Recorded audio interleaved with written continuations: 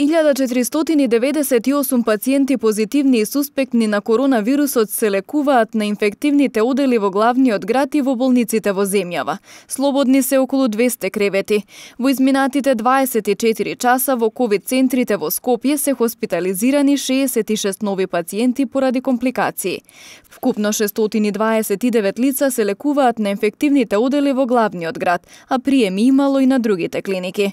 Утринава министерот за здравство Венко Филипче се сретна со директорите на ковид центрите во Скопје, при што беше заклучено дека здравствениот систем деновиве се соочува со најголемиот предизвик досега и дека состојбата со болниците е алармантна, но со секојдневни напори се оспособуваат нови оделенија за хоспитализација. Екипата на Кисименада влезе во ковид центарот при клиничката болница во Тетово и таму состојбата е сериозна. Хоспитализирани се 35 пациенти, а неголемиот дел од нив се со тешка клиничка слика.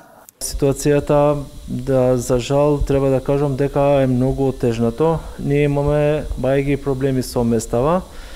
Освен инфективниот одел што е фул, ние веднаш од минатава година отворивме првиот спрат на интерно и вториот спрат на интерно оделение исто така е претворен во ковид центар. Сите пациенти што ги имаме се кислородно зависни, дури имаме и неколку пациенти што не се на неинвазивен апарат.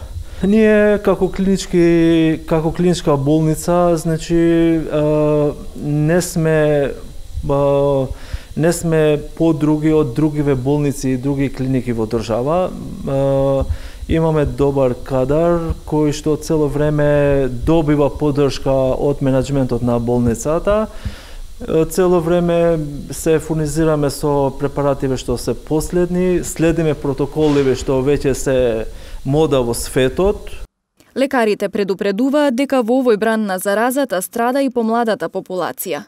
Последно време и од почетокот имавме и луѓе во средни години, дури и помалку од 30 години. Значи ова е доста еден аларм за секој, за сам себе си да се освести.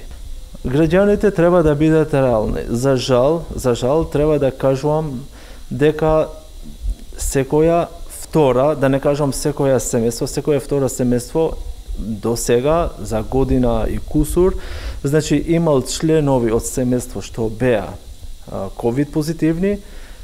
Сите, мислам, се свесни во каков тежок пат пројдат овие пациенти. Да не кажувам и најлошото, дека имаме и многу загубени животи.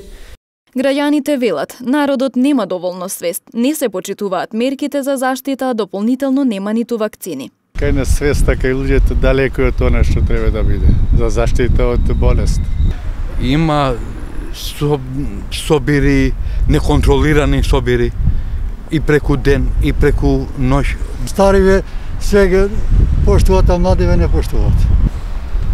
Жабе е полицискиот час, кога мерките не се преземаат со вакцини, со тие работи другите. Лекарите пак веќе една година го повторуваат истиот апел, но сепак се случи и третиот бран кој се чини и најсилен.